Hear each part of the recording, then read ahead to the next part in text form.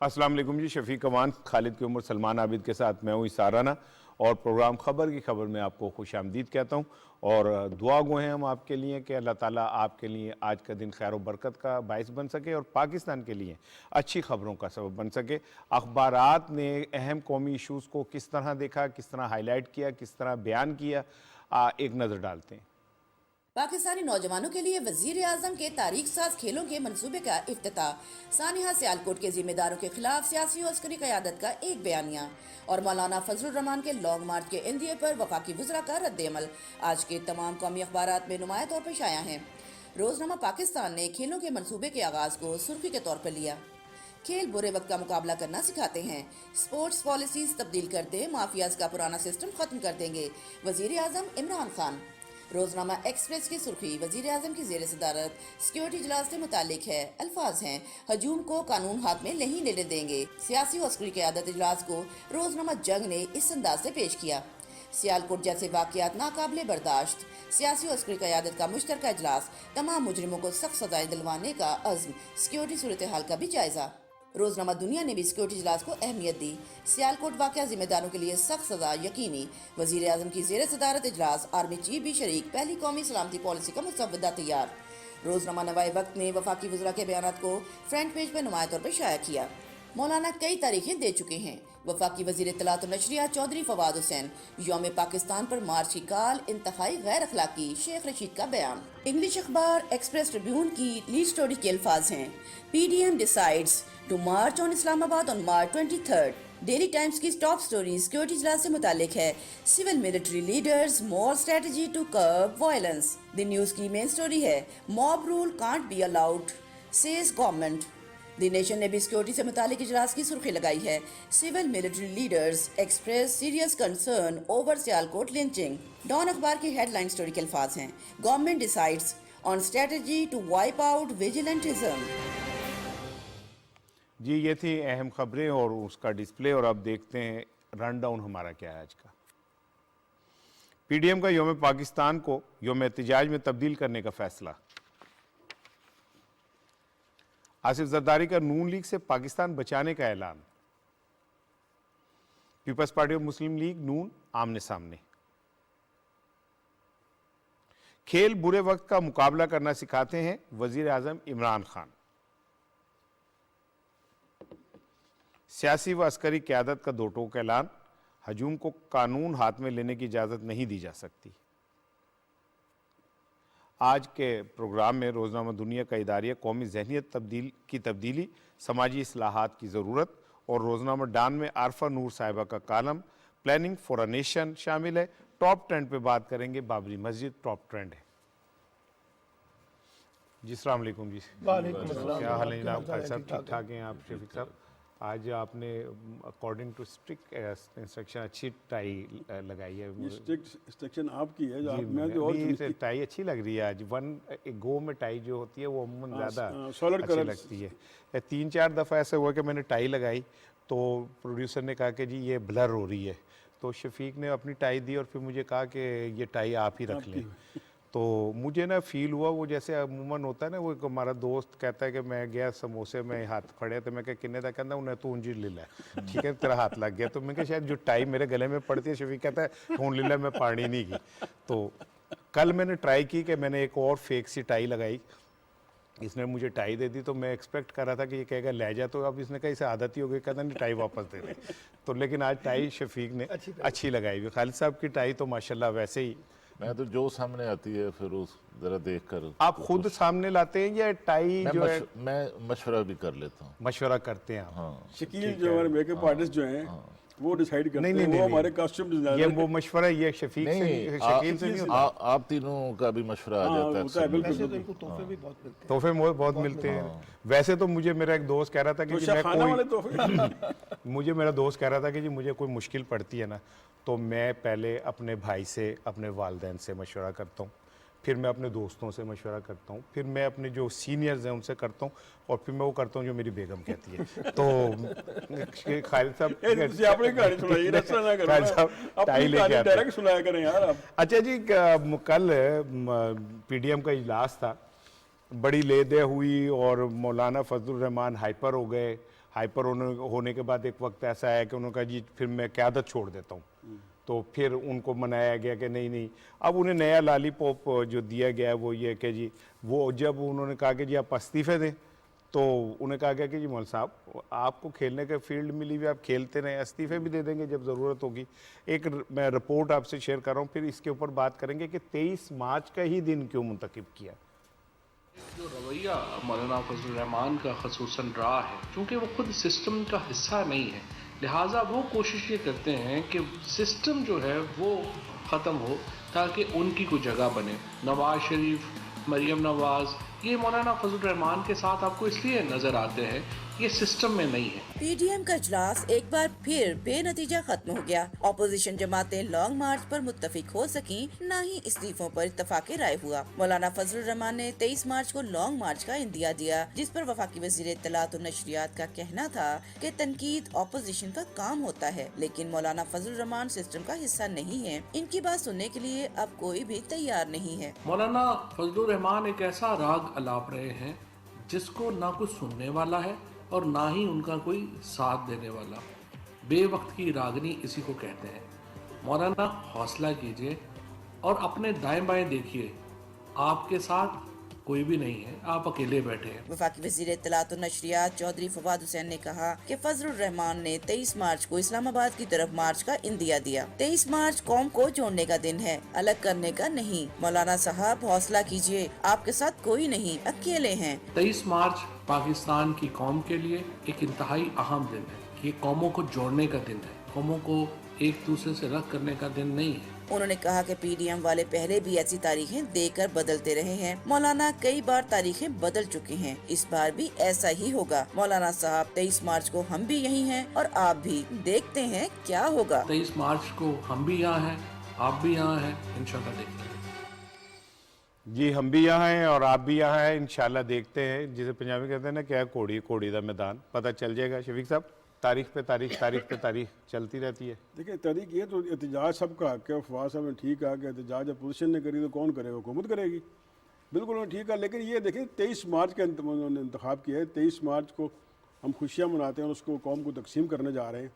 जो अपना हमारी इतलात हैं इसमें ये 23 मार्च की तारीख पर मुस्लिम लीग नून ने भी दबे लफ्ज़ों में एहतजाज किया, लेकिन जो उसमें नेशनलिस्ट पार्टियाँ हैं बलूचिस्तान की, उनकी ज़िद थी कि हमने इसी पे अपना मना करना है और यही तारीख होगी। उस पर मौलाना फजलुर रहमान साहब ने मोहर लगा दी। उसके फिर अपना जो JUP है, उन्होंने भी कहा कि भाई उस दिन हमारी वहाँ परेड होगी, तो पूरे पाकिस्तान में लोग जो है 23 मार्च की खुशियाँ मना रहे होंगे, तो उसको तब्दील करें। इस पर काफ़ी देर लहदी होगी, लेकिन मौलाना साहब को पता है कि वो डिक्टोरल उनका रवैया होता है आमराना। उन्होंने कहा ठीक है, नहीं अगर आप नहीं करते तो फिर अपना मैं साइड पर हो जाता हूँ। फिर इस्तीफ़ों भी सब ने कहा हम इस्तीफ़े वगैरह नहीं देंगे, तो मौलाना साहब फिर एक बार नाराज़ हो गए। लेकिन फिर अपना नवाज शरीफ ने इंटरवीन किया और वो अपना उस पर इस्तीफ़े आगे की डेट पड़ गई।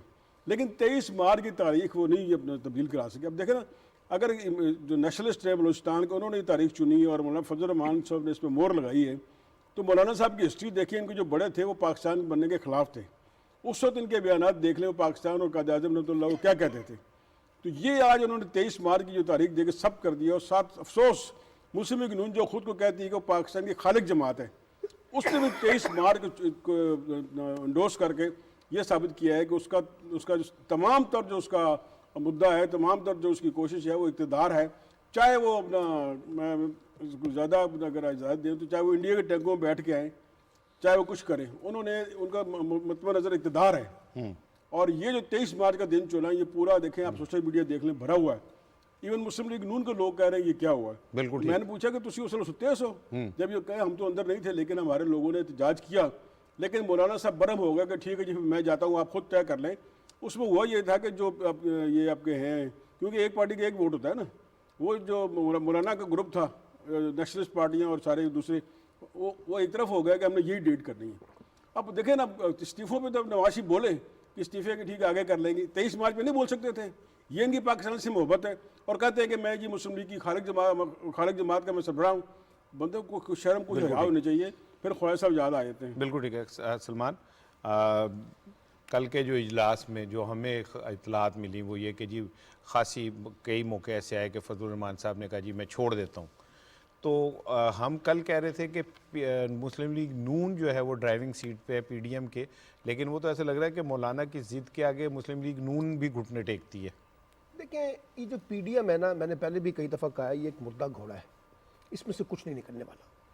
आप ये कह रहे हैं ना कि पीएमएलएन डोमिनेट नहीं करती, पीएमएलएन ही डोमिनेट कर रही है। ये जो इस्तीफ़ों की सियासत है उससे भी लाताल्लुकी हो गई, धरनों की सियासत है उस पर भी लाताल्लुकी हो गई, और ये शहबाज शरीफ का मौक़िफ़ था कि महंगाई के खिलाफ मार्च किया जाए, ठीक है ना। तो शहबाज शरीफ ने अपनी बात मनवाई है, यानी वो देखे ना, वोट को इज्जत दो के बयानिए से अब महंगाई के मसले तक आ गए ना।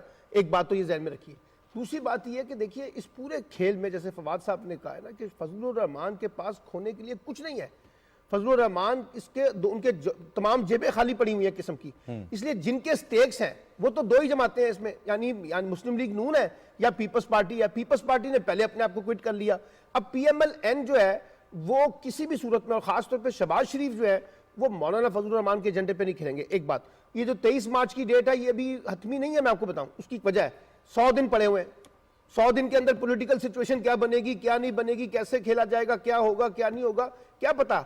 ये तो मौलाना को खुश करने के लिए, जब मौलाना ने कहा कि कोई डेट फैसला करे, तो शहबाज शरीफ साहब ने एक कार्ड खेला और उन्होंने कहा अच्छा 23 जो आप तय कर रहे हैं, एक महंगाई का मार्च कर देते हैं। अब आप मुझे बताइए, वहां पे परेड भी होगी, आप वहां पे महंगाई मार्च करेंगे पाकिस्तान। तो मेरा मतलब ये है कि ये एक बाकायदा मौलाना साहब इस वक्त जिसे कहते हैं पॉलिटिकली फ्रस्ट्रेटेड हो चुके हैं। असल में उनकी ताकत थी मरियम और नवाज शरीफ, वो भी इस वक्त जो है ना उनके एजेंडे के ऊपर आने के लिए तैयार नहीं है। मौलाना को बार बार एक ही बात कही जा रही है कि जनाब आप इसके इत्तेहाद के साथ इंटैक्ट रहें, जैसे भी चलता है चलने दें, कहीं इसको जाने की जरूरत नहीं है। मैं आपको बता रहा हूं कि अभी अगले 2 माह केपीके के अंदर लोकल गवर्नमेंट के इलेक्शन हो रहे हैं, फिर उसके बाद मार्च में लोकल गवर्नमेंट के इलेक्शन होंगे। ये पूरा मुल्क लोकल गवर्नमेंट इलेक्शन की तरफ जा रहा है। पीपल्स पार्टी सिंध में लोकल गवर्नमेंट इलेक्शन कराने जा रही है, तो इसमें ये कहां सारी चीजें चलेंगी। अच्छा, कल शौकत तरीन साहब ने कहा जी 2 महीने बाद कीमतें जो है नीचे आ जाएंगी।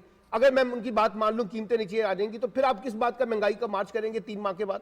इसलिए ये एक बाकायदा लॉलीपॉप है जो मौलाना फजलुर रहमान को दिया गया है, और फजलुर रहमान को पुरानी तनख्वाह पे काम करने को कहा गया है। अब पुरानी तनख्वाह क्या है? पुरानी तनख्वाह यह है कि बस टीवी के ऊपर आगे बयानबाजी करें, एहतजाज करें, जलसे जुलूस कर लें, कन्वेंशन कर लें, फलां कर लें, लेकिन ना धरने की तरफ जाना है, ना इस्तीफों की तरफ जाना है, और ना कोई ऐसा रास्ता अख्तियार करना है जिससे हम पार्लिमानी पॉलिटिक्स से आउट हो जाए, क्योंकि वो शहबाज शरीफ को सूट नहीं करता। और शहबाज शरीफ ने इसी नुकात के ऊपर मरियम से भी रेजिस्ट किया है और नवाज शरीफ को भी रेजिस्ट किया है, तो फजलुर रहमान को भी वो रेजिस्ट करेंगे कि जनाब इस खेल में मैं आपका हिस्सेदार बनने के लिए तैयार नहीं हूं। खालिद साहब, आप समझते हैं कि ये जो ऐलान वैलान हुए पीडीएम इसमें संजीदा नहीं है? फवाद साहब ने भी कहा कि बहुत तारीखें आई पहले भी। देखिए, कल जो पीडीएम के इजलास में फैसले किए गए हैं उनके साथ कोई वाज़े को प्रोग्राम जो है वो पीडीएम का हमें नज़र नहीं आता। और जिस लॉन्ग मार्च की बात हो रही थी, वो लॉन्ग मार्च तो उन्होंने ख़त्म कर दिया। अब लॉन्ग मार्च नहीं हो रहा, अब महंगाई मार्च हो रहा है। ये महंगाई मार्च जो है ये कोई नया शफीक साहब ऐलान नहीं है। ये महंगाई मार्च जो है वो पीडीएम कराची के अंदर भी कर चुकी है, कोयटा के अंदर भी कर चुकी है, पेशावर में भी कर चुकी है, और पेशावर के जलसे में तो इसके नतायज भी सामने आ गए कि लोग ही वहाँ जलसे में शिरकत के लिए नहीं गए। और उसके साथ देखिए कि असल में ये है कि नून लीग जो बड़ी जमात है अब वो डिक्टेट कर रही है पीडीएम को, पीडीएम के फैसलों पर असरअंदाज पूरी तरह जो है अब वो हुई है। और इस मामले में भी जो रुकावट हुई है वो नून लीग हुई है। नून लीग ये फैसला कर चुकी है, दरअसल नवाज शरीफ साहब ये फैसला कर चुके हैं कि हुकूमत के खात्मे की तरफ नहीं जाना, अदम इतमाद की तरफ नहीं जाना, वज़ीर आज़म के खिलाफ अदम इतमाद पर नहीं जाना, वज़ीर आला पंजाब के खिलाफ अदम इतमाद पर नहीं जाना, चेयरमैन सेनेट और स्पीकर के खिलाफ अदम इतमाद पर नहीं जाना, और इस हुकूमत को 5 साल पूरे होने देना है। सिर्फ एक फैसला किया है उन्होंने कि हुकूमत को सिर्फ टफ टाइम देना है। ये टफ टाइम देने का जो मंसूबा है उसके तहत जो है लॉन्ग मार्च की बजाय एक महंगाई मार्च जो है अब वो रखेगा। और जो ऐलान किया गया उसका भी कोई प्रोग्राम नहीं दिया गया। और दूसरा, फिर आप कहेंगे दूसरा कहते हुए मैं जरा थोड़ा परेशान हो जाता हूँ, और उसमें यह है कि अब देखिए कि यू टर्न, जिस तरह हमने कल भी बात की कि जो दोनों ऑप्शंस हैं, अब वो तो फिर वो पीपल्स पार्टी वाली जो ऑप्शन थी, जो पीपल्स पार्टी ने 1 साल पहले मौकफ लिया था, उस मौकफ पर अब पीडीएम जो है दोबारा। ठीक, बिल्कुल साहब, पीडीएम जब बनी थी एजेंडा ये था कि इस्तीफे देंगे, लॉन्ग मार्च होगा, धरना होगा, हुकूमत ख़त्म करेंगे। अब अपने एजेंडे से वो हट गई है। तो क्या ये एक वो वक्त भी आएगा जब मौलाना फजल रहमान साहब भी एक साइड पे हो जाएंगे और मुस्लिम लीग नून जो अकेली ये डफली बजाएगी? अच्छा शफीक साहब, आपने ना जब मैंने आपसे सवाल किया, आपने उसमें एक बहुत इम्पॉर्टेंट नुक्ता जो है ना वो किया, वो ये था कि जो JUI है वो क़याम पाकिस्तान से पहले से ही पाकिस्तान मुखालिफ जमात के तौर पे, आपके इल्म में होगा कि पिछले दिनों वीडियोस भी आई जिसमें JUI इंडिया में के जो रहनुमा थे उन्होंने पाकिस्तान के हवाले से बहुत नाजेबा अल्फाज कहे, परचम के हवाले से बड़ी उन्होंने गुस्ताखियाँ की। तो दूसरी चीज़ ये, आपको याद होगा कि मौलाना फजल रहमान ने 14 अगस्त के हवाले से भी कहा था कि हम योम आज़ादी नहीं मनाने देंगे, मनाएंगे और हम यूं करेंगे और यूं करेंगे। फिर PDM के प्लेटफार्म को अगर आप बारीक बीनी से देखें तो PDM के प्लेटफार्म पे माजी में पाकिस्तान के हवाले से जितनी ज़्यादा प्लेटफार्म से वो दशनाम तराजी की गई वो कोई ढकी छुपी बात नहीं है। PDM के अंदर जो कॉम्प्रस जमातें हैं वो मौका तलाश करती हैं फेडरेशन के ऊपर हमला करने के लिए। हम उनकी हुब्बुल वतनी पे नहीं शक करते, लेकिन जो फैक्ट्स हैं, ग्राउंड रियलिटीज़ हैं वो हमारे सामने तो हैं। मुझसे भी नून कैसे बह गई इनकी इस सारे? वो अब मैं वो अर्ज़ ये करूं कि ये सारे लोग जो हैं ये मुफाद के ऊपर इकट्ठे हुए। कहते हैं ना कि गंदा है पर धंधा है, ठीक है। आज पीपल्स पार्टी के आसिफ अली जरदारी साहब जो ये फरमा रहे हैं कि नून लीग वाले हम इस धरती पे नहीं रहते तो हम इनके साथ खड़े हों, तो ये अभी कुछ दिन पहले तो लाहौर में आके उनके साथ हाथ में हाथ डाल के नारे मारते रहे। अभी कुछ दिन पहले तो बिलावल भुट्टो और मरियम जो हैं वो मिलके सियासत एक ट्रक के ऊपर करती रही हैं। तो ये मुनाफकत की सियासत है और ये मुफादात की सियासत है।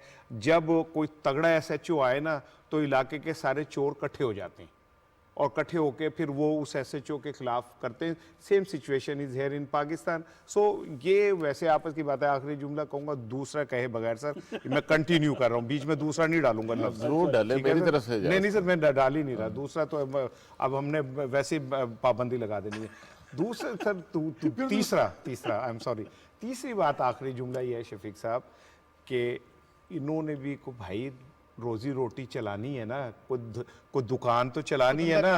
तो अब वो घर जाके किसी मदरसे में तो मौलाना ने नहीं बैठना, तो कुछ ना कुछ तो होना चाहिए। और मीडिया को भी अपना पेट भरने के लिए कुछ ना कुछ तो चाहिए, तो वो ये मिल जाता है। अदरवाइज तो ये कि क्या कर लिया पिछले 5 साल 4 साल 3.5 सालों में इन लोगों ने?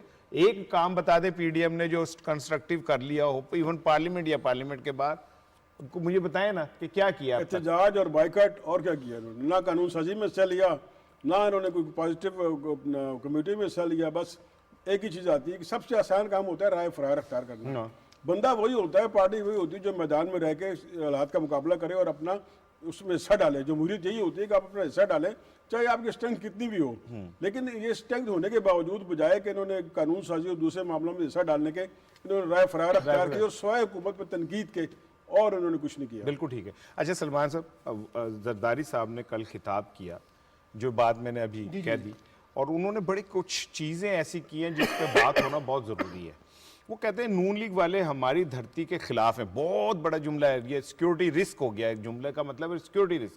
जो इधर मरना नहीं चाहता इसका यहाँ क्या, यानी वो कहते हैं इनका स्टेक ही कोई नहीं है, लंदन में बैठे हुए। इसार साहब, जब आपको याद होगा कुछ माह पहले आसिफ अली जरदारी साहब लाहौर आए थे तो उन्होंने मंजूर भट्टू साहब से, चौधरी बरादरान से मुलाकात की थी। वहीं उन्होंने खुल के कह दिया था कि हमारा टारगेट जो है वो अब नून लीग होगी। एक बात तो अब एक नून लीग का एक असल मुकाबला तो था PTI के साथ, लेकिन अब उसमें तीसरा पहलवान जो है ना वो कूद पड़ा है और अब मुस्लिम लीग नून पीपल्स पार्टी का टारगेट होगी। मैं आपको बताऊं, अब आप कल की आपकी बयानबाजी देख लेना, उससे लग ये रहा है कि पीपल्स पार्टी ने यह तय कर लिया है कि PTI के साथ साथ हमें असल टारगेट जो है वो PMLN को करना है। एक बात। दूसरी बात देखिए, बड़ी बुनियादी सी बात की है और आसिफ अली जरदारी साहब ने ये बात पहले भी की थी कि मियां साहब अगर कोई जद्दोजहद करनी है, कोई तहरीक चलानी है, हमें बड़े फैसले करने हैं, तो वहां लंदन से बैठ के फैसले ना करें, आए पाकिस्तान में लाहौर में बैठ के हमारे साथ बैठे, हम आपके साथ चलने के लिए तैयार हैं। लेकिन नवाज शरीफ साहब ने तो वापस नहीं आना, सबको पता है, इसलिए जरदारी साहब ने ये बात कर दी। तीसरी बात ये कह दी है जो बड़ी इंपॉर्टेंट बात की है ये जो हम कहते उस दिन जब शफीक अमान साहब ने और खालिद ने सवाल उठाया था डिलिमिटेशन का, उन्होंने कहा ये हल्का बंदियां इस अंदाज से करते हैं कि अपने मफादात के तहत, यानी इदारों को अपनी सियासत के लिए इस्तेमाल करते हैं, तो वो भी उन्होंने बात कह दी। अब उनका टारगेट है साउथ पंजाब का कॉन्टेक्स्ट। साउथ पंजाब में आसिफ अली जरदारी बड़े बड़े इलेक्टेबल्स को बेस करके ना एक नया ग्रुप बनाना चाहते हैं आने वाले नए इंतखाबात में, और ये उनको पता चल गया कि उनका मुकाबला जो है एक तरफ जहां पीटीआई से है, वहीं उनको जो है पीएमएलएन को भी एक टफ टाइम देना होगा, क्योंकि जब तक वो पीएमएलएन को टफ टाइम नहीं देंगे तो वो जो दो बड़ी कुव्वतें हैं यानी पीटीआई और पीएमएलएन, उसमें दरार नहीं पड़ेगी। तो अब वो बीच में से एक स्पेस निकालने की कोशिश कर रहे हैं, जैसे पीपल्स पार्टी और पीएमएलएन में से इमरान खान ने अपने लिए पॉलिटिकल स्पेस निकाला था, तो जरदारी साहब पंजाब में से एक रास्ता निकालने की कोशिश कर रहे हैं। कल जो उन्होंने तकरीर की है उसमें भी उन्होंने अपनी पार्टी को कहा कि एक्टिव हो जाएं, मैं यहां पर बैठा हूं, मैं यहां पे स्ट्रेटेजी बनाऊंगा, मैं यहां पे चलाऊंगा पॉलिटिक्स, और मैं देखता हूं कि नून लीग किस तरह से अपनी सियासी ताकत को मेंटेन करती है। तो एक सतह पे उन्होंने खुलकर चैलेंज कर दिया है पीएमएलएन को। अब पीएमएलएन के दो मसले हो गए, एक तरफ उन्हें डील करना है पीटीआई को और दूसरी तरफ डील करना है उन्होंने बिलाल पीपल्स यासीन पार्टी साहब को। हमारे साथ मौजूद हैं, मुस्लिम लीग नून के रहनुमा। बिलाल साहब अस्सलाम वालेकुम। जी वालेकुम अस्सलाम, क्या हाल है जनाब आपके? जी अल्लाह का शुक्र।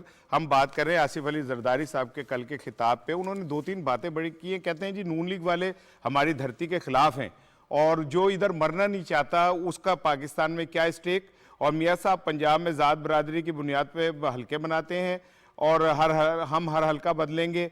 फिर उन्होंने ये कहा कि ये जो NA 133 के इलेक्शन है ये भी मैनिपुलेटेड हैं और जो आरओज हैं उन्होंने जान के हमें हरवाया। देखें, अगर तो ग्राउंड रियलिटी देखी जाए तो पार्टी है ये तो पिछले इलेक्शन अपनी जबान से जब्त करवाती रही है। आज मैं समझता हूँ कि एक हिडन स्टोरी है, उसकी वजह से इनकी जमानत तो बच गई है। तो मैं तो इस पे यही कहूंगा कि दीवाने का ख्वाब तो हो सकता है, इनका क्या लेना देना है पार्टी के साथ। ये पीपल्स पार्टी गुजरे वक्तों की बात है। अब पीपल्स पार्टी का कौन सा दौर है? आपको पता है कि वो जो हम पे बड़ी बड़ी तोहमत लगाते रहे हैं उनका भी इल्जाम आपने देख लिया, तो ये भी अपना शौक पूरा कर लें। नहीं, लेकिन बिलाल साहब वो चले इलेक्शन वाली बात तो मैं समझ गया, लेकिन उन्होंने तो बराह रास्त मियाँ साहब पे हमला करते हुए कहा कि जी नून लीग वाले तो हमारी धरती के खिलाफ हैं। ये तो बहुत बड़ा एक वो जैसे कहते हैं सिक्योरिटी रिस्क वाली बात कह दी ना उन्होंने कि वो तो इस धरती के खिलाफ है। फिर उन्होंने एक जुमला और कहा, शायद वो इस कॉन्टेक्स्ट में नहीं कहा, या कहा कि जी कुछ जो लोग हैं पाकिस्तान तोड़ना चाहते हैं, हम बचाना चाहते हैं। तो अगर इन दोनों को मर्ज करें तो ये तो बड़ी एक अजीब सी बात बनती है। देखें, हमें सर्टिफिकेट किसी से लेना तो नहीं है ना कि कौन बेवतन है कौन नहीं है। अल्हम्दुलिल्लाह पाकिस्तान के 22 करोड़ अवाम जानते हैं। मैंने आपको पहले कहा है कि जो हम पे तरह तरह के इल्जाम लगाते रहे उनका अंजाम भी आपने देख ली। तो मेरा ख्याल है कि उसके बाद अब ये जोर आजमाई करना चाहते हैं, अपने शौक पूरा करें। बिल्कुल ठीक। क्या है मुझे बताएं। बिल्कुल ठीक। कराची जो सिंध जहाँ पे इनकी गवर्नमेंट पिछले 15 साल से है, वो कराची को इन्होंने कचरा कुंडी बना दी है। पहले वहां से कचरा तो उठा लें, उसके बाद ये पंजाब का रुख करें। इनका है क्या मुझे बताएं।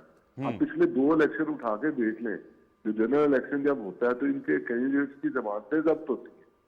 350 से ज्यादा का हाउस है पंजाब का जिसकी ये बात कर रहे हैं, उसमें इनके 7 मेंबर्स हैं।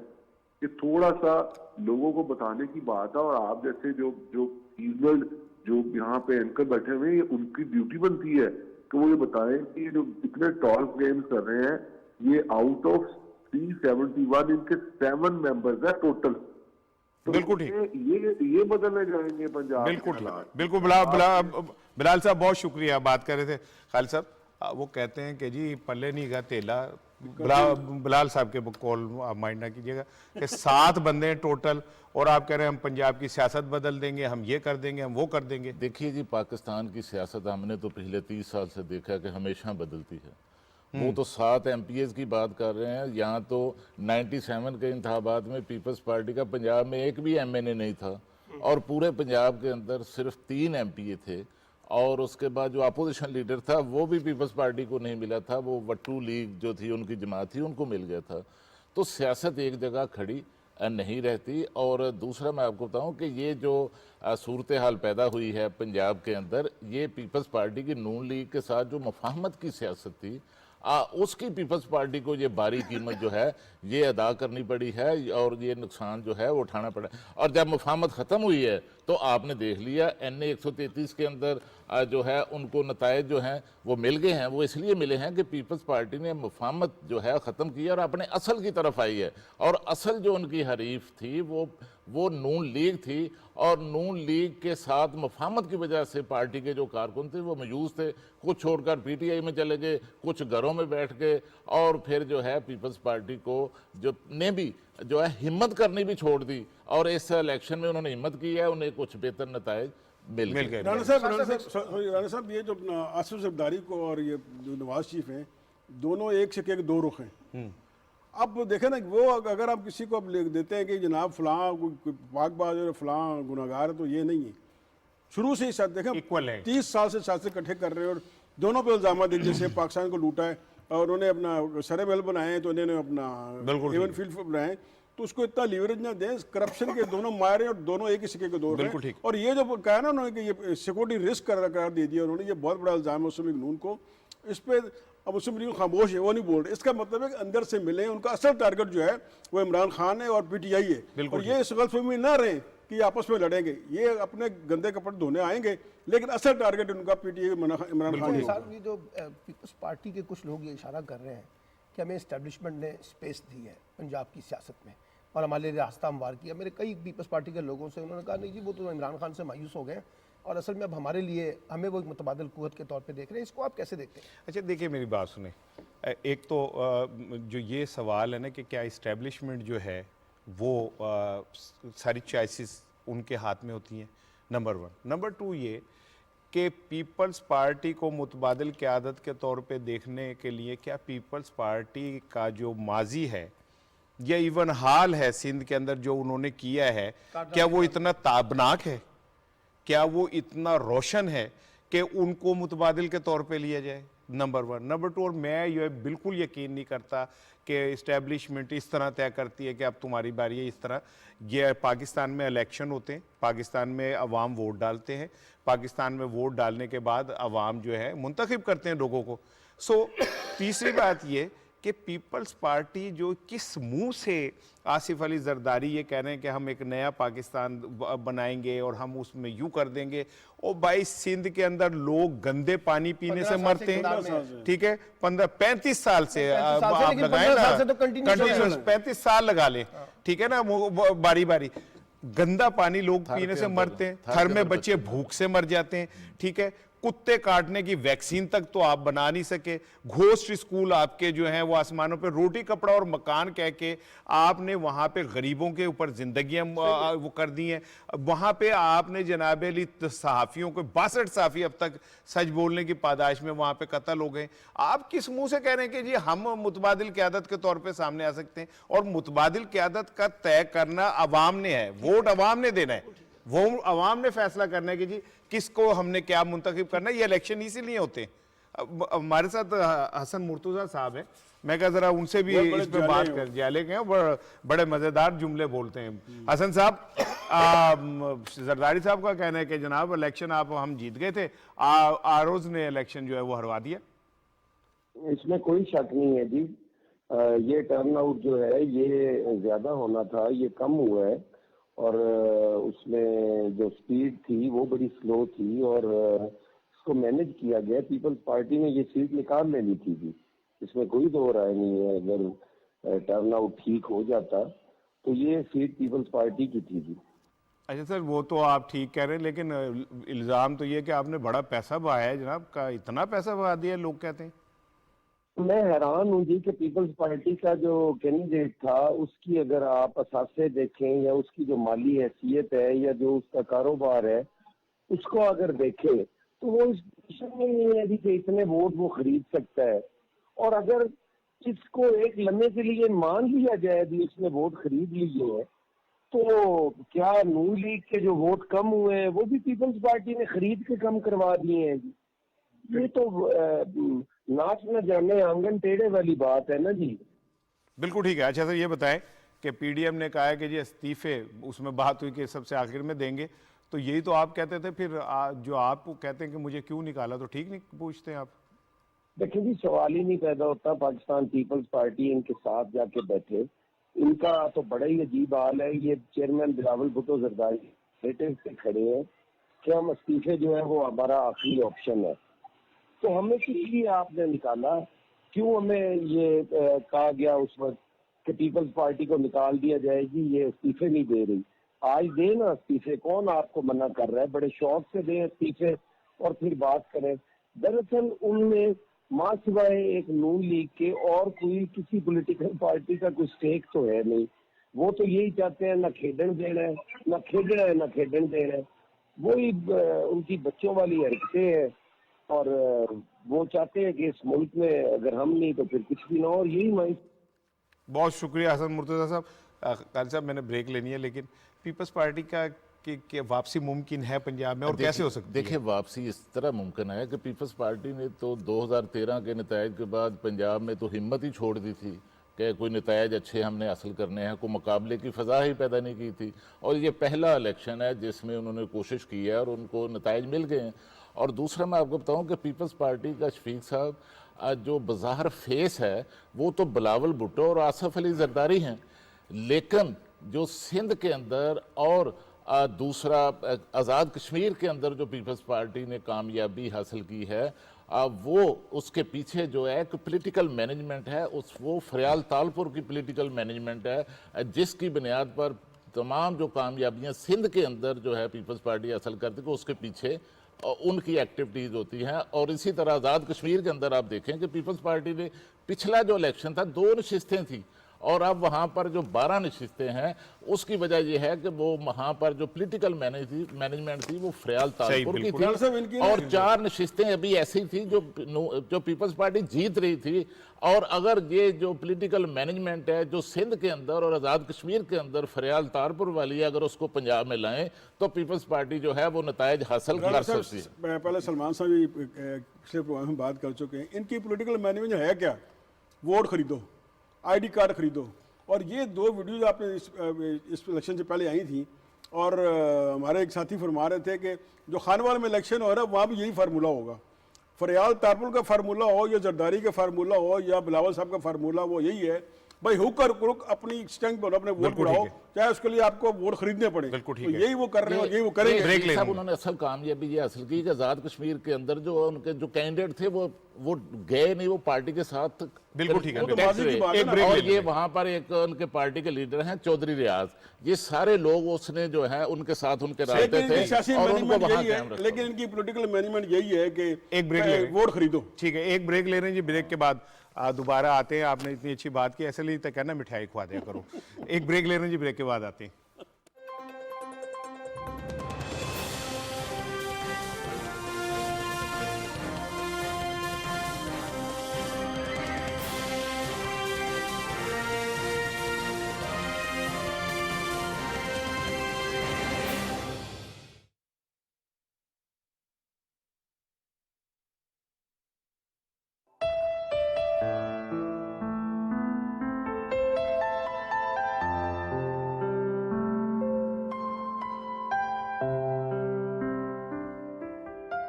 शौक तेरा अगर न हो मेरी नमाज का इमाम, मेरा कयाम भी हिजाब, मेरा सुजूद भी हिजाब।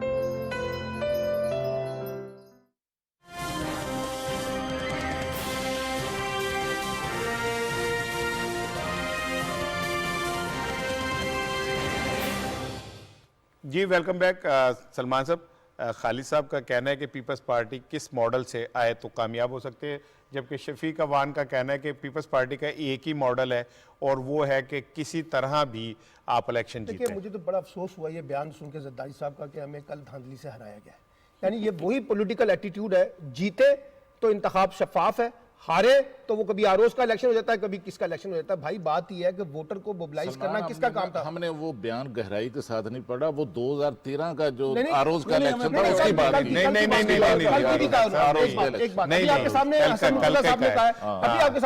मैं आपकी बात कर रहा हूँ।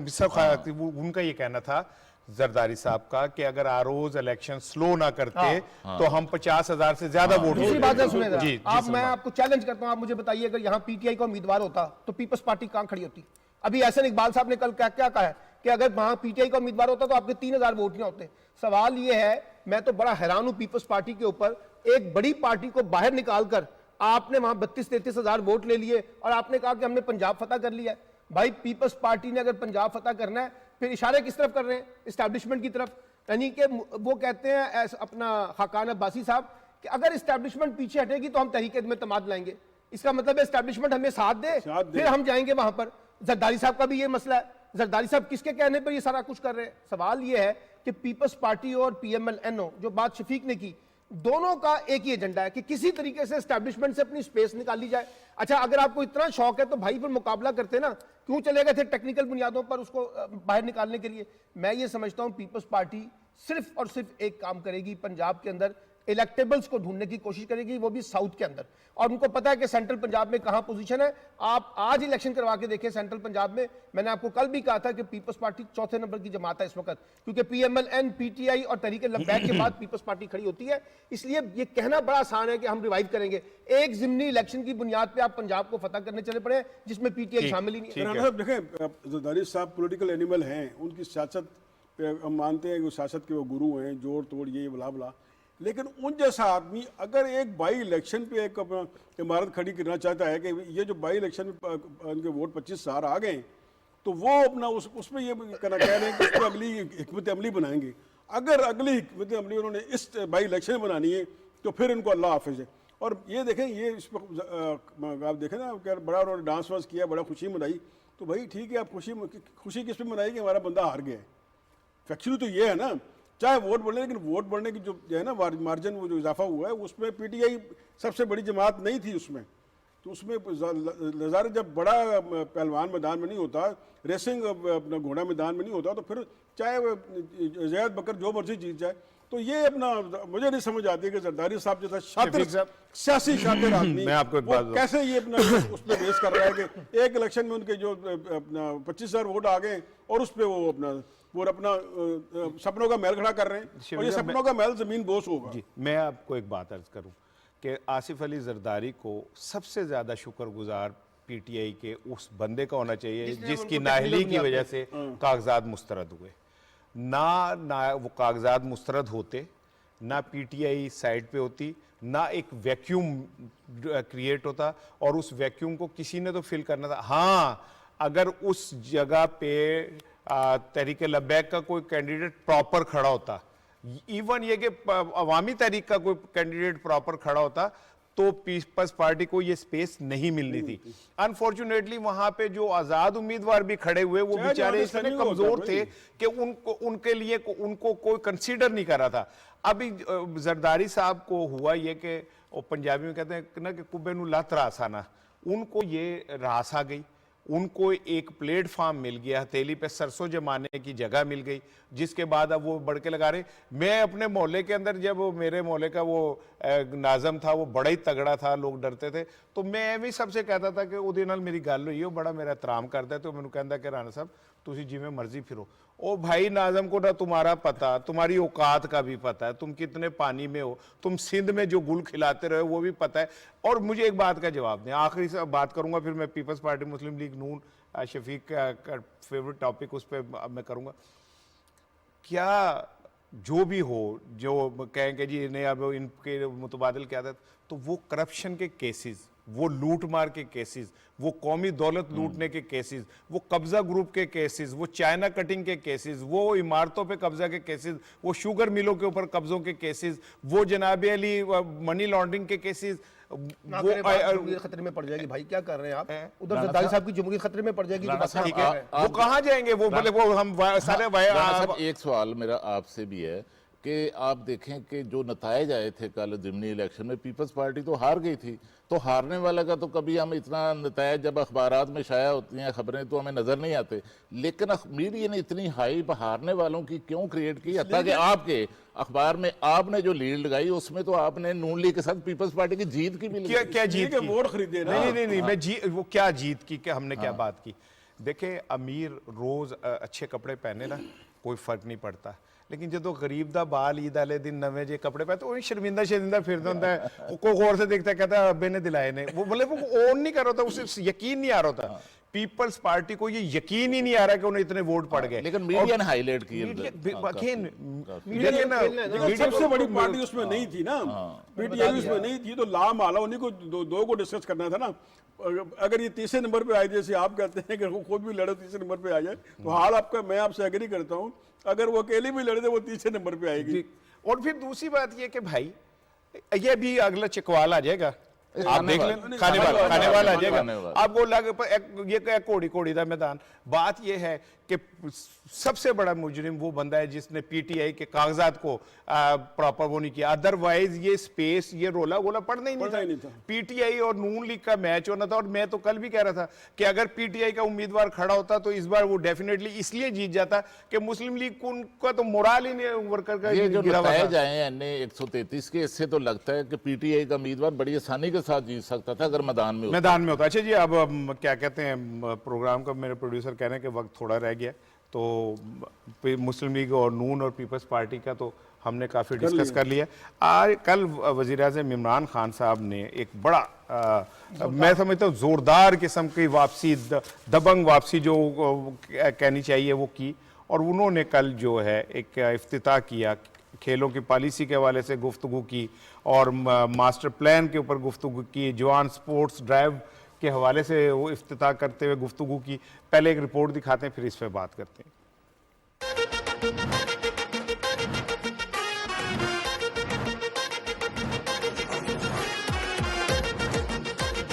पाकिस्तान की आन है। पाकिस्तान के नौजवानों, आपको 3 पैगाम है। हारने से दिल बर्दाश्ता नहीं होते। जो सबसे बड़ी सिफ्त इंसान में है वो मुश्किल वक्त से घबराता नहीं है। आप हारते तब हैं जब हाथ खड़े कर देते हैं। जब तक आप हार से सीखते हैं, गलतियों का जायजा लेते हैं, फिर मेहनत करते हैं, और फिर जब आप खड़े होते हैं पहले से ज्यादा बेहतर हो जाते हैं।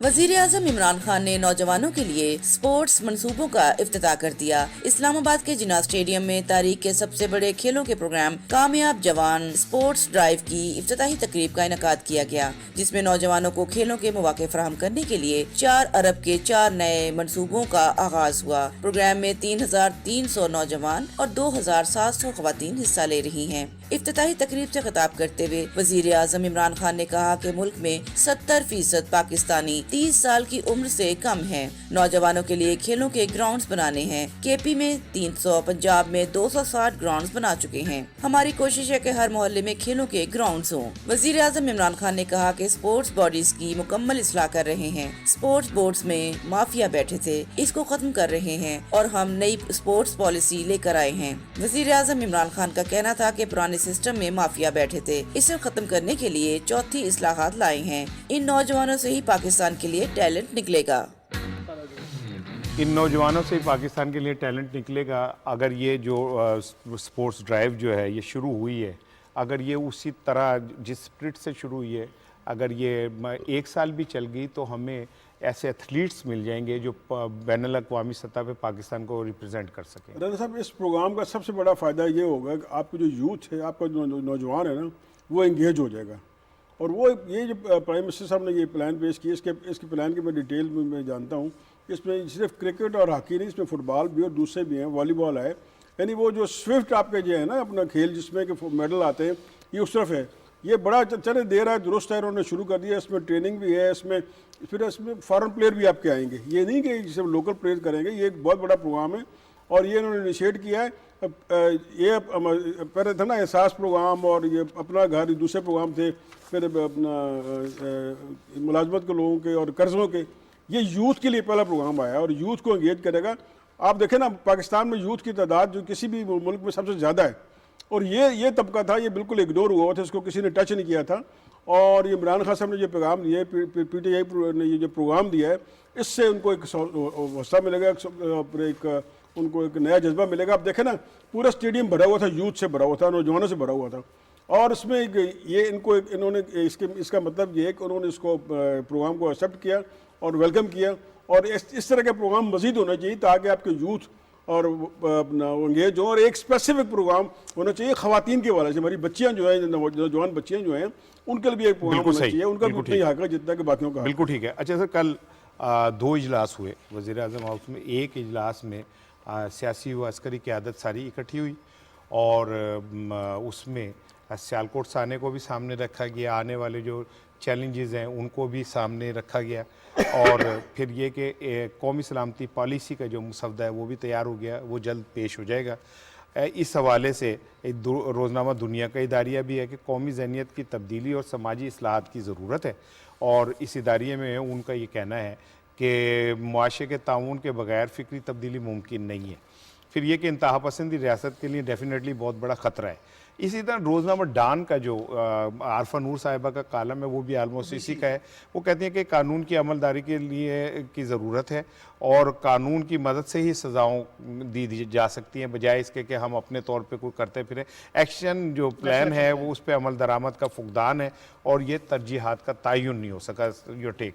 देखिए, बड़ी इंपॉर्टेंट ये दोनों बातें हैं। ये जो साना सियालकोट है ना, इसने एक दफ़ा फिर हमें झंझोड़ दिया है, और झंझोड़ा ये है कि जो नेशनल एक्शन प्लान, जो नेशनल नैरेटिव की डिबेट थी, उसको कैसे आगे लेके जाया जाए। बल्कि यहाँ तक भी बात आई है कि शरीफ वज़ारी ने कहा कि जो नेशनल एक्शन प्लान है अब उसको एक ज़रा नई सूरत हाल में नए तरीके से रिविजिट करना होगा, और ये इसमें देखिए बड़ा रोल प्ले करना पड़ेगा आपके तालीमी इदारों में, आपके नौजवान नस्ल में, आपके मीडिया में, कि ये पैगाम लोगों को बनाया जाए कि किस तरीके से हम मजहबी इंतहा पसंदी, शिद्दत पसंदी के साथ, और ये जो हम जत्थों की सियासत करते हैं ना, उससे कैसे निकाला जाए। इसमें नौजवानों को एजुकेट करना पड़ेगा। और ये देखिए 3 डॉक्यूमेंट है, मैंने पहले भी एक दफ़ा कहा था, एक नेशनल एक्शन प्लान है, एक पैगाम पाकिस्तान है जो फ़िरका वारियत के खात्मे के लिए है, और एक दुख्तरान पाकिस्तान है ख़वातीन की मोबिलाइजेशन के लिए।